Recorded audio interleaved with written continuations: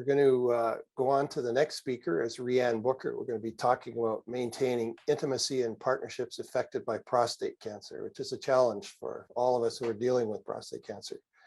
Reanne is an oncology and palliative care nurse practitioner with over 20 years experience in nursing and a PhD candidate, researching the integration of supportive and palliative care for blood cancer patients and their family caregivers. She works with the Palliative and End-of-Life Care Services program in Calgary and also serves as president of the Canadian Association of Nurses in Oncology. Welcome, Reanne. Thank you so much, Murray. And thank you all for the invite to be here. And thanks, it's great to see so many people here this morning. So I'm just going to try and share my slides here. And if, Rochelle, can you just give me a thumbs up if you can see those? Good. Awesome. Okay, thank you so much. And as Murray said, I'm the president of the Canadian Association of Nurses in Oncology. And for a number of years, I actually ran a sexual health clinic at the Tom Baker Cancer Center in Calgary. I've been involved in sexual health and cancer care since 2005. So for a few years anyhow. So these are my disclosures. I haven't received any funding at all or have any financial relationships with industry or medical supply companies, but I have received some funding from nonprofit organizations for my PhD studies and research.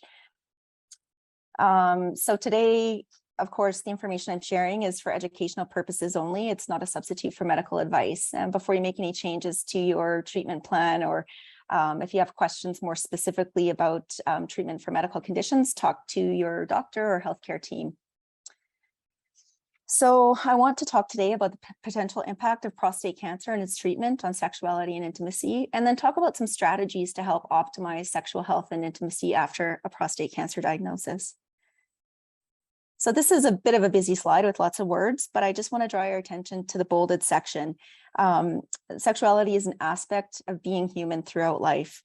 I also want to emphasize that sexuality is not the same as sexual function. Sexual function is a part of sexuality for sure, but it's not the only part, nor is it the defining part. So there's a quote from a paper I read a few years ago that if sex is something we do, sexuality is something that we are. And when I first started looking into and working with people with cancer who had concerns about sexuality and sexual function, I realized it's really quite complex. So sexuality, as I said, is a very broad concept that encompasses aspects of self-image, body image, patterns of affection, social, family, gender roles, and physical and emotional intimacy as well. Factors that influence sexuality may precede a cancer diagnosis. They might arise upon being diagnosed or treated for cancer. And some of these factors, of course, are associated with normal aging. And then other factors are exclusively related to the cancer or its treatment. It's kind of tough to tease out which is which, though. It's very complicated. Sexual function relies on nervous, vascular, or so blood flow, and endocrine system function. And of course, we know that the brain is a very important component and very important sex organ. And then we also know that there's an array of psychological factors that can contribute to altered sexual function and sexuality. So body image, self-esteem, altered mood, depression, anxiety, gender role confusion, and fear. And again, many of these can be influenced by cancer and its treatment. So if you think about sexuality across the illness trajectory, there can be different concerns that patients may have. So the time of diagnosis, of course, people are rightly concerned with survival and treatment, what it will take to control or cure the cancer. And the focus very much is on getting better. But at the same time, there can be some really important concerns that should be discussed. And we know from research and also from experience that healthcare providers are notoriously bad for not talking about sexuality and concerns. So they'll often wait for patients to bring this up, and patients often will wait for the healthcare provider to bring it up. And as such, it's often ignored or under-addressed. At time of diagnosis, though, it's really important. So fertility is a concern. This is the time to have those discussions. And then during treatment, again, it may not be forefront for everyone.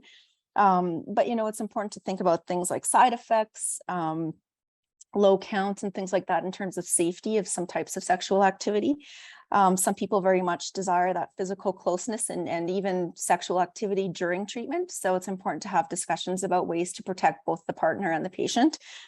And then recovery and survivorship. So this is where we saw most of the patients come to us in our sexual health clinic, is once treatment was finished and they were trying to figure out how to return to sexual function and sexual activity, very often they'd be referred to our clinic at that point. And then again, a lot of people don't think about sexuality or sexual function during advanced disease or even at end of life. But a lot of patients that I've seen it over the years talk about really wanting to maintain some form of intimacy, especially at end of life. So again, it may not be sexual intercourse specifically, but that desire for physical and emotional intimacy is something that we very much wish to continue, even in the context of advanced disease and at end of life. So this slide, again, very busy, but just to make the point that it's very complicated. So there certainly are some things that cancer treatment can do regarding sexual function. We know that there can be lots of changes in terms of sexual function, and then significant impact on psychosocial well-being as well. I know earlier today, we've heard a number of great presentations. I know that Nicole this morning went over a lot of this already, so I won't belabor this. And then a great presentation by one of the Phils about active surveillance and watchful waiting. But just to make the point here that there are a variety of different treatments that can be offered for prostate cancer. And all of these come with varying degrees of the potential impact on sexual function. So the surgery itself, so we're thinking about things like radical prostatectomy, and that can be either open or robot assisted or laparoscopic. We know that with the removal of the prostate and the seminal vesicles, there can be significant changes in sexual function. So after prostatectomy, we'll see reduction in the fluid that comes with ejaculation. So accompanying that as well, there's no fluid buildup in the urethra. So that sense of fullness or inevitability really abates. So that can be a big change. And then that absence of ejaculate or dry orgasm, where there's no semen coming out, can be a big change as well.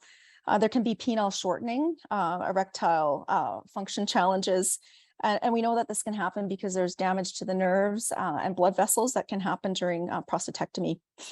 We know with nerve-sparing surgery, the risk of erectile dysfunction is reduced, but it's not absent. So after nerve-sparing surgery, there still can be risks of erectile function changes in the neighborhood of 40 to 50%. That can improve a bit further out from treatment. So 1 to 2 years post prostatectomy, there may be some return to function, but still pretty significant risks. Orchiectomy is another surgical procedure. So that's removal of the testicle. And again, that's to reduce the amount of testosterone. And with that, of course, we can see changes in desire, erectile function, and then transurethral resection of the prostate or TURP. That can be done for benign prostate issues, so benign prostatic hypertrophy, enlargement of the prostate, or sometimes in the cases of very advanced prostate cancer, where the intent is not necessarily to cure the underlying cancer, but to help relieve symptoms. A TURP may be done. And what can happen after a TURP is not as common to have erectile function issues. They still can be present for sure, but there can be issues with something called retrograde ejaculation. And I'll speak about that a little bit more going forward. And pardon me, that's just a diagram there of a transurethral prostatectomy, and then, or resection of the prostate, sorry. And then this diagram here on the right is just showing all the different nerves that can be damaged during both surgery and radiation treatment, actually. So again, radiation for prostate cancer, we know that there can be significant challenges with erectile function post-radiation, and sometimes those challenges will actually increase for up to 2 years post-RT. The rates after brachytherapy of erectile dysfunction are a little bit less than external beam radiation, but still in the neighborhood of 25 to 50%.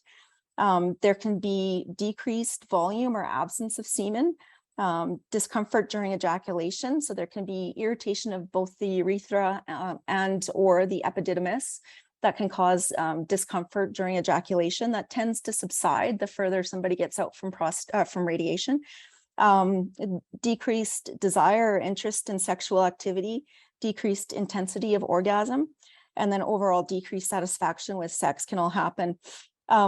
And the reason for the changes, we suspect, and research has shown, that it's likely vascular. So we know that there's damage to the arteries after radiation therapy, and also damage to the nerves. And so those can be problematic for sure. We have newer techniques. So intensity modulated RT that enables adequate dose delivery with improved sparing of normal tissue. Hypofractionated, and we saw this quite a bit during COVID, where we weren't bringing people to the hospital as often for treatment. So we had higher doses per fraction of radiation. And then things like stereotactic body radiation. So some of these newer techniques, it's been hypothesized they might lead to reduced side effects. At least that's part of the intent. But so far, we haven't seen significantly compelling evidence to say that any of these techniques, the newer techniques, are better necessarily. So right now, the only thing we know for sure is that brachytherapy is associated with reduced erectile function changes for some men. But hopefully the newer techniques, as they refine them and get better at them, we'll see reduced side effects as well. So hormone therapy for prostate cancer. So we're looking at either reduced androgen production by the testes that can be done medically or surgically, looking at blocking the action of androgens in the body, or blocking the production of androgens throughout the body. And the diagram here on the right, or the figure, shows testosterone production and how it's regulated in the body. But we know that people who have hormone therapy, or I guess it's more aptly called anti-hormone therapy, is definitely associated with sexual side effects. So we can see reduced desire and interest in sex, significant challenges with erection. So in the neighborhood of 90% of people being treated with androgen deprivation therapy can experience erectile challenges. There can be hot flashes, weight gain, gynecomastia, so enlargement of the breast tissue, and decreased penile length and testicular size as well. And so looking at the sexual response cycle, historically, we had what was almost a bit of a linear process, where we had this thought that there was desire, and that was followed by arousal and excitement, plateau phase, and then orgasm. But what we know now is it's quite a bit more complicated. And this is work that's been done by Rosemary Basson in Vancouver, looking at this notion that we don't need spontaneous desire to happen first in order to have a satisfying sexual encounter. So that, that spontaneous desire, or that feeling of being good to go at any point, need not be there in order for someone to have a satisfying sexual experience. So that spontaneous desire can be absent, and you can get into, a situation where there's some touch and cuddling and things like that. And then arousal can even happen first, and then desire might happen after arousal. So it's not this kind of linear step-by-step process that was once touted as being what the sexual response was for humans. Definitely changes in erectile function. Again, we heard this from Nicole this morning. There can be difficulty achieving erections, difficulty maintaining erections, insufficient firmness for penetrative intercourse, and that could be vaginal or anal. And for anal intercourse, you need to have about a 30% firmer erection compared to vaginal intercourse. There can be loss of spontaneous erections, loss of those early morning erections as well. And we know that changes in erectile function happen with normal aging. So more than 50% of men who are older than 40 without having any cancer have some degree of erectile challenges. There's a number of different medical conditions and medications that can also influence erectile function. So anything that impacts nerve function, blood flow, hormone function, all of those conditions and medications can all impact erectile function. So things like diabetes, high blood pressure, cardiovascular and coronary artery disease, all of these things and their medications can contribute. And so certainly nerve damage, blood vessel damage, changes in hormones, and then of course, psychological functioning and distress can also all play a role. And in many cases, it's a combination of all of the above. The good news is that not all, that erections are not needed for orgasm. So you can still have ejaculation and an orgasm, even in the absence of having an erection. And then in terms of the ejaculatory changes, there can be delayed or premature ejaculation. So it may take longer to achieve ejaculation, and that could be due to the altered hormone environment, neuropathy or nerve damage. If there's discomfort or pain, or even, again, that psychological distress component, those can all play a role. Pain with ejaculation or dysejaculation, again, doesn't happen all that often, but can happen after radiation for sure, where there's that irritation of the urethra or the epididymis. And that, again, tends to subside over time the further one gets out from radiation.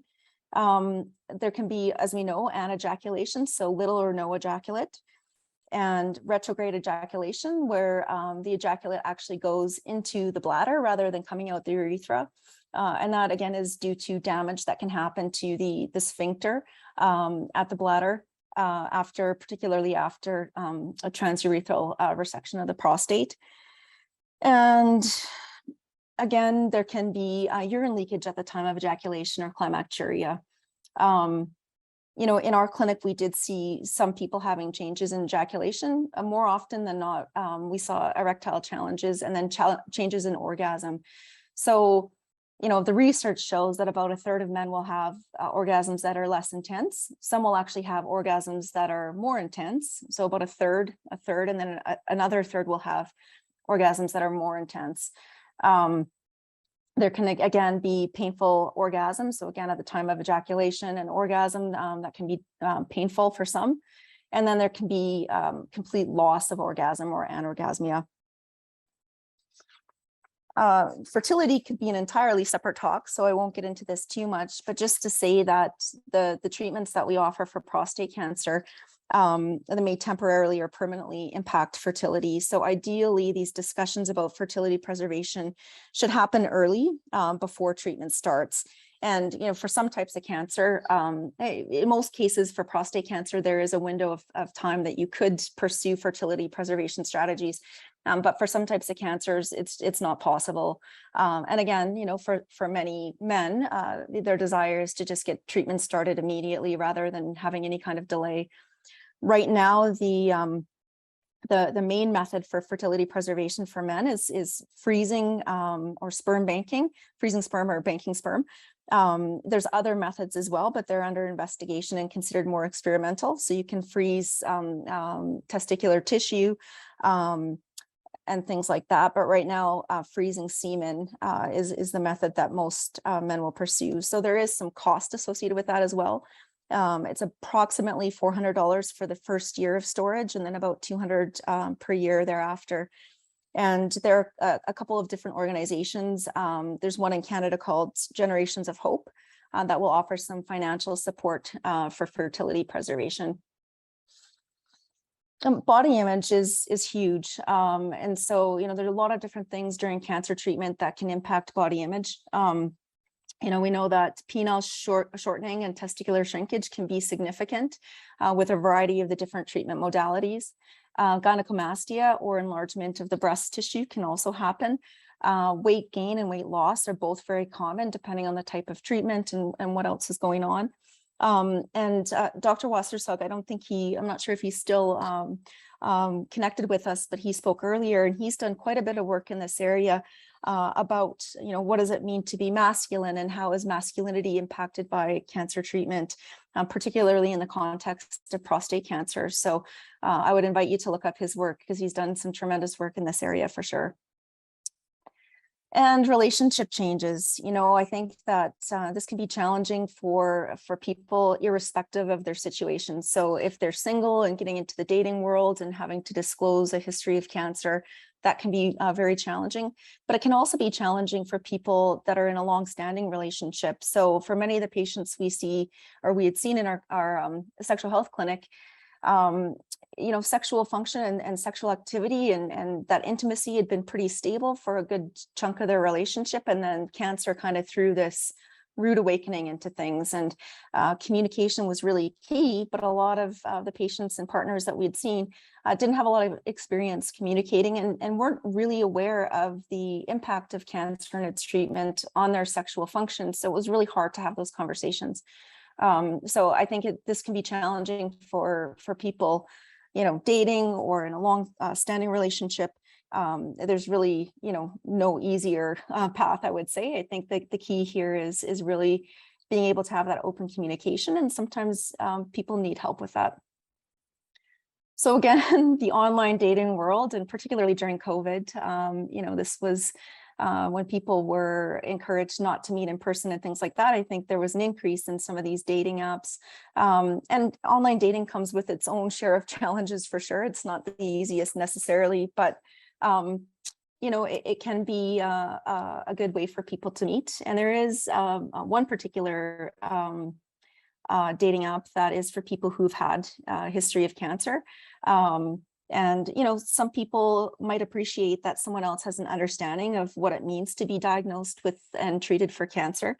You just have to figure out what works for you and what's best for you. So again, partners, and I appreciated earlier that Glenda had mentioned that, prostate cancer it impacts both the patient and the partner very much. We don't have a lot of research on the impact of cancer treatment on partners. We focus very often on the patient, as we need to do for sure. But certainly we know that the partners can be impacted in a huge way. So partners might feel fearful of causing pain or discomfort during sexual activity. So they may not want to initiate sexual activity. They may shy away from it. They might feel unwanted or unattractive or even rejected due to the decreased sexual activity. I remember seeing a couple, and the woman was being treated for breast cancer and had so many side effects from her treatment. She just wasn't interested in sexual activity at all. And her partner really felt that she was possibly cheating on him. He felt very rejected. They hadn't been communicating about it. And when I mentioned that there can be significant sexual side effects from the particular type of breast cancer treatment she was receiving, you could just see his whole face relax. And this huge awareness came over him that he had no idea that that was even a possibility. Then again, that shift in being a partner to being a caregiver can be a huge challenge for some couples as well. And then in the context of advanced disease, if there's worry about the potential loss of a partner, some people may withdraw and pull back as a way to preserve or protect themselves. So that can be very challenging for sure. And then we also know that partners can have their own share of sexual health changes. So again, cancer is often diagnosed or can often be diagnosed in later in life. And so in the context of prostate cancer, female partners may be dealing with their own menopause-related sexual health changes or vaginal health changes. And so this was also part of what we did in our clinic, is we talked to the couple together. We definitely wanted to assess if there was discordance in terms of their sexual interest and sexual function, because, we did see the situation where we would potentially really help somebody with their sexual function, but then the partner had his or her own changes. And if we didn't address those issues, then we created a whole new can of worms. So, keeping in mind that partners may also have their own share of sexual health changes and challenges too. Sexual and gender minorities, I think this is really important. Approximately 10% or so of the population identifies as LGBTQ. We know that this population has lower rates of early detection and screening, and we don't have a lot of resources tailored specifically to LGBTQ needs. So if we think about equity in healthcare, and I won't say equality, because if you think about it, if we say that we want to treat all patients the same, that doesn't always make sense, because each patient has their own unique needs and challenges. So if you think of, for example, perhaps a patient who is blind or can't see well, if we say, well, we're going to give you the same patient handouts that we give everyone else, well, that's not really being equitable. Even though we're treating them equally, that's not equitable treatment. So we really want to strive to provide care that's tailored to the individual needs of each patient. In terms of challenges for men who have sex with men, a lot of the sexual health challenges will be the same after prostate cancer for heterosexual men as they are for men who have sex with men. But there can be some unique challenges as well. So, and this can be a challenge, this first one for heterosexual as well as men who have sex with men. The prostate can be seen as and can be experienced as a site of sexual pleasure. And so if the prostate's removed, or if it's irritated or affected because of radiation or other treatment, then that might remove a potential site of pleasure. The loss of ejaculate and that inability to participate in semen exchange can be very important for some men. The lack of visible ejaculate can be a big deal as well. Rectal irritation or pain from radiation, for example, can lead to very painful receptive anal sex. There can be inadequate penile rigidity for insertive anal sex. So again, that erection needs to be about 30% more firm than is required for vaginal sex. There can be change in roles. So some men who have sex with men prefer to be what's called a top, some prefer to be what's called a bottom. So either insertive or receptive, and they may have to shift roles. Again, the absence of erection can be challenging. Change in penile size can be very challenging as well and may result in the changing of sexual roles. And pardon me, we know that a lot of our patient education materials about sexual health are very heterosexist. So they focus on heterosexual concerns in terms of sexual function changes. And the research to date on things like penile rehab strategies have really focused on penis and vagina sex. So again, very heterosexist, and we definitely need more research for men who have sex with men. And prostate cancer in transgender women. So transgender women typically will retain their prostate. So even if they have gender reaffirming surgery, they'll still retain the prostate. And we know that if they receive feminizing hormone therapy like estrogen and things like that, that means that their PSA is no longer a reliable indicator for prostate pathology. So looking solely at the PSA won't necessarily be helpful. We think that the risk of prostate cancer is probably quite low because again, there's that absence of testosterone, but it's probably not zero. And you can imagine it can be very difficult if it's a transgender woman who's identifying as a woman, then to have to be reminded that they need screening for prostate cancer that's a male-associated cancer. And that it can be very challenging for them to have to deal with that particular aspect of their health. And then considerations when unwell or in hospital, or even in the cases of advanced disease or even at end of life. So you can imagine any of these symptoms can make it difficult to want to engage in sexual activity. And the hospital environment itself is particularly uninviting. You know, I still think to this day, and even in the context of hospice and places like that, we have single beds in hospital. And again, it wouldn't necessarily be that people want to engage in sexual intercourse, but wouldn't it be nice to be able to cuddle with your spouse or your partner, particularly if you're not feeling well or in the context, again, of advanced disease or at end of life. A few years ago, I was asked to do a talk at Foothills Country Hospice in Okotoks because the staff had walked in on a couple that was in the hospice and they didn't know what to do. They were surprised that there would be interest in sexual activity as this patient was, you know, very close to passing away. And they wondered what they should do. Should they have, you know, a sign that goes on the door or put a sock on the door or something like that? Because as you know, in healthcare, we're not great at respecting privacy. You know, we as healthcare providers will often knock on the door and walk in simultaneously. So, you know, this notion of how can we create an optimal environment for people to preserve physical intimacy, even if it isn't sexual activity specifically. So when we talk about interventions, and again, in our clinic, we were very fortunate. We had a psychologist that was part of our clinic, myself as the medical director of the clinic. Every now and then we had a gynae oncologist that would rotate through, but we took a very biopsychosocial approach because we knew that the reasons why people were experiencing changes in their sexual function and their intimacy, they were not just solely physical, they were not solely psychological. It was this intermix or a combination of all the above. And so, you know, very often the psychology and the counseling piece was really important, especially around communication techniques. We really wanted to provide a lot of support for the partner. We talked a lot about non-invasive assisted devices, and I'll get into those in a minute. Managing, again, cancer and treatment-related symptoms, so pain, nausea, shortness of breath, neuropathic pain, and things like that. Penile rehabilitation, again, there's some controversy around this, that the research so far has been a bit equivocal, not showing super compelling results in terms of, really strong recommendations for robust penile rehabilitation that would be, embarking on various treatments and things, even pre-operatively and then early post-operatively. The research so far hasn't shown dramatic results in terms of improvement, but there are some strategies I'll get into in a second here. Pelvic floor physiotherapist, we had some great physios that we would refer people to, and they really do need to be experts in pelvic floor physiotherapy. And then referrals as needed. So sometimes we would refer people to urologists or endocrinologists, and definitely psychologists were a big part of that.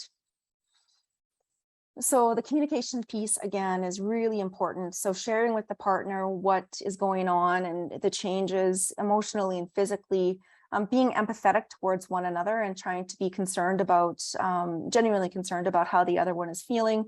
Planning ahead is really key. So if there needs to be pain medications taken ahead of time, or the PDE5 inhibitors is really important. Testosterone peaks in the morning, and people are often less tired in the morning. So sometimes morning sex or sexual activity can be a good idea.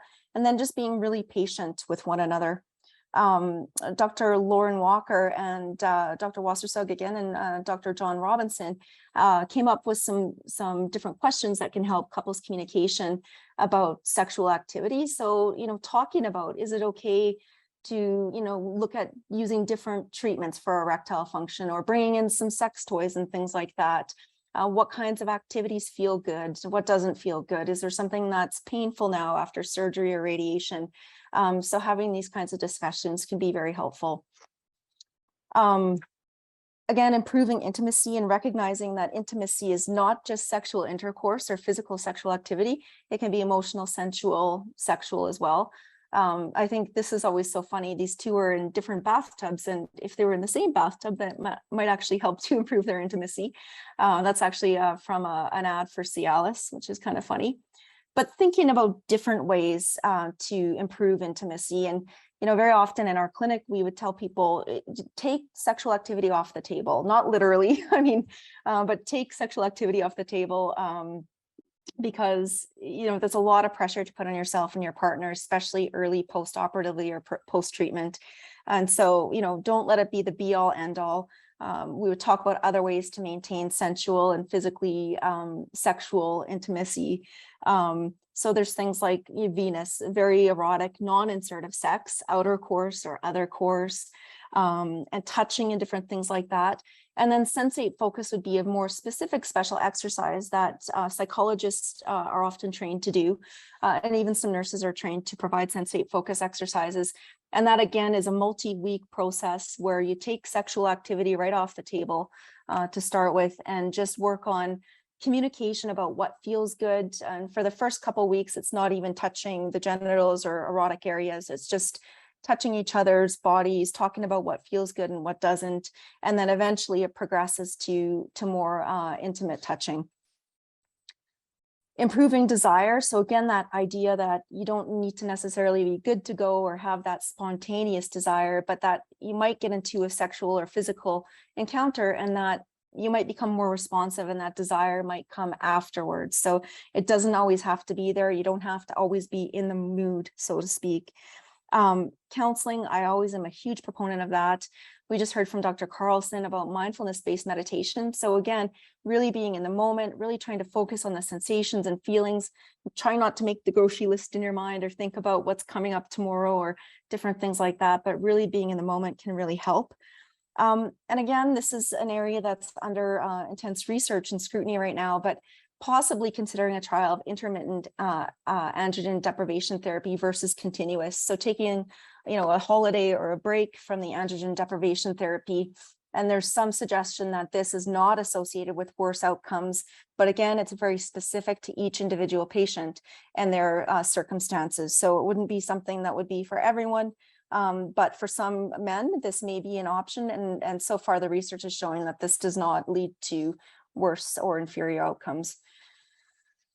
Improving erectile function, there's lots of different things we can do here. So we always try to figure out what is the cause or causes of the erectile challenges. And there, again, an array of different things. So the medication is probably the most well-studied. Strap-ons or external penile prostheses. The elator is a device that is seen in this picture here. It's custom made to the length and the girth of the individual patient. It comes from the States. It's about $350 US. I've heard mixed results from this, not always super helpful. Things like constriction rings, I'll get into that in a second here, vacuum erection devices, injections and implants, we'll talk about those as well. So the medications, again, we heard from Nicole this morning. These medications all work the same. So they increase an enzyme in the smooth muscle cells of the penis that leads to relaxation and increased blood flow in the corpus cavernosum in the penis. So that tube in there that will fill with blood and lead to that erection. In Canada, we've got sildenafil, Viagra, vardenafil, Levitra, and tadalafil, Cialis. We don't yet have Avanafil. The benefit of that one is that it's got a very short half-life. So typically we tell people they should not take something like nitroglycerin after they've taken these medications because it can cause profound low blood pressure. But Avanafil, because it's got such a short half-life, it's out of your system fairly quickly. So there is no contraindication to taking nitrates. But as I said, we don't have that yet in Canada. These medications are best taken in advance, so 30 to 60 minutes before sexual activity. You still need that physical touch in order to release nitric oxide and lead to the different pathways that cause erection. So you don't just pop the medication and automatically in the upright position, but they do need that physical touch. Tadalafil you can take daily. It's a lower dose. So the normal as needed dose would be between 10 and 20 milligrams. The daily dose is 5 milligrams. Some men that I've seen prefer this because they take it every day with their other medications, and that allows a steady state of that medication to be in their system. So that means there's a little bit more opportunity for spontaneity. You don't have to be as planning in advance and things like that. So it allows for, again, more spontaneity. The side effects are all pretty similar for these medications. So some people will get facial flushing, some get headache. There can be nasal stuffiness, but they tend to be fairly mild and self-limiting. The big difference between the medications, I would say, is tadalafil's got a longer half-life. And so it's called the weekender. So if you took it on a Friday, there would be that window of opportunity through the weekend where that medication would still be in your system. By contrast, sildenafil and vardenafil, their half-life is a little bit shorter. So you're looking at 4 to 6 hours for optimal efficacy. And so again, Nicole spoke about this morning as well. So in our clinic, I did teach many men how to do the self-injection. So the injections, and again, not first line therapy. So typically we would have somebody try the medications first, but we know that the injections could be very helpful if there's no nerve damage, because the injections, and they're injected the medication, and usually it's a prostaglandin or some kind of vasoactive medication. We use a combination called Trimix as well, and that bypasses the need for the neural input of nitric oxide. So we know even after spinal cord injury, the injections can also help some men. So again, typically a lot of men did not like to try this as first option. They would try medications or other things first. And if they didn't work, then we would move on to trying injections. And they can be helpful for up to 85 to 90% of men, especially those with the neurogenic or nerve-related erectile challenges. The needles are small, so I don't know if you can see this. This is almost like the kind of needle we would use for diabetes. The point of it, very, very tiny, very fine. And again, a lot of men did not like the idea of injecting something into their penis, but most men that I taught to do this found that it was not painful at all. And it really did lead to good quality erections for many. And then transurethral therapy. So the medicated urethral system for erection, or MUSE. And that again is where a substance, it's alprostadil suppository, is placed into the urethra, and then that medication is absorbed into the corpus cavernosa, the corpus spongiosum. And that can work about 20 to 40% of the time. The vacuum erection devices can also be quite effective, but you really do need a good quality device. And I know Glenda's book that she's written about prostate cancer and what a woman needs to know, she talks about a trial of one that wasn't quite as good. And then when they went on to try a better quality device, they had better results. So you really do need to get a good quality device here. And how they work is they pull blood into the penis, and then you would use something like a constriction ring at the base of the penis to trap that blood, keep that blood in the penis. And then the inflatable or the penile implants. So there's really 3 different kinds. So there's a 2 or 3 piece design for the inflatable implant, where there's a fluid-filled reservoir that's either placed in the abdomen or in the scrotum, and you can pump that up. The fluid or the cylinder will fill with saline, and that can lead to an erection. Or the other type is where there's a semi-malleable rod that's implanted. And so you can imagine then there's a semi-malleable rod, and you can use that to bend the penis into the desired angle for sexual activity. And when the sexual activity is over, then you can bring it back down. And so those are very effective penile implants, 95 to 100% effective, but that's a surgery. So again, would not be considered first line because there can be risks associated with surgery as well. Ejaculatory changes. So again, the lack of ejaculation, I think, is really important to have education and awareness, discussion with the partner. And again, as healthcare providers, we need to let people know up front that this can happen, so it's not a surprise. And then climacturia, so that release of urine at time of ejaculation. There's a few things you can do, avoiding caffeine, alcohol, and things like that. Again, using a constriction ring at the base of the penis can help. Using a condom during sexual activity can then keep the urine in the condom. Pelvic floor physio can also help. So not a lot of studies on this, but a few that have been done that do show some improvement.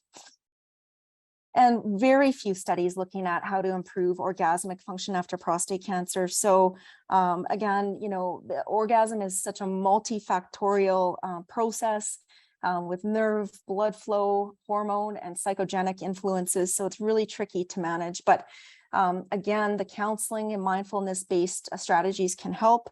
Penile vibratory stimulation, and some medications, but again, I have this one kind of shaded because they haven't been all that well studied.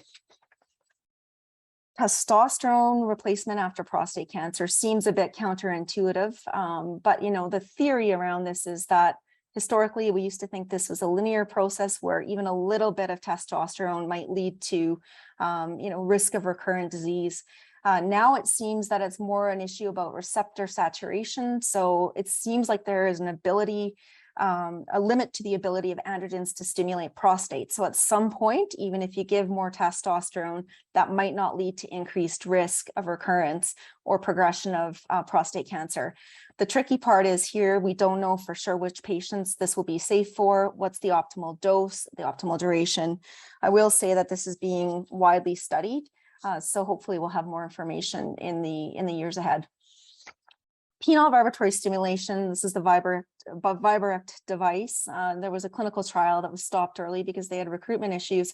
But the theory here would be that vibratory stimulation might help with nerve function and might help improve erectile function. And there have been some studies done mostly in men with spinal cord injuries where this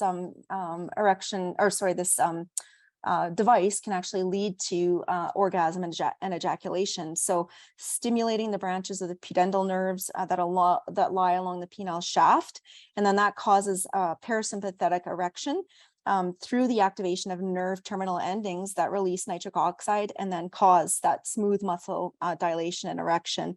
So one particular study, this study, did find that there was some improvements. It was not statistically significant in terms of improved erections, but perhaps more research, and we'll see if this can actually help improve erectile function. So again, stimulating, leading to more blood flow. The thought is that perhaps that might help improve the health of the penile tissues as well. This particular device costs around $430. You could achieve the same thing with a vibrator. So there's all kinds of different vibrators on the market. This one would serve almost as a constriction ring as well. That would go around the penis, the base of the penis, and can vibrate. And then there's one that can be used with a flaccid or semi-flaccid penis even, and this is called the Vibrator.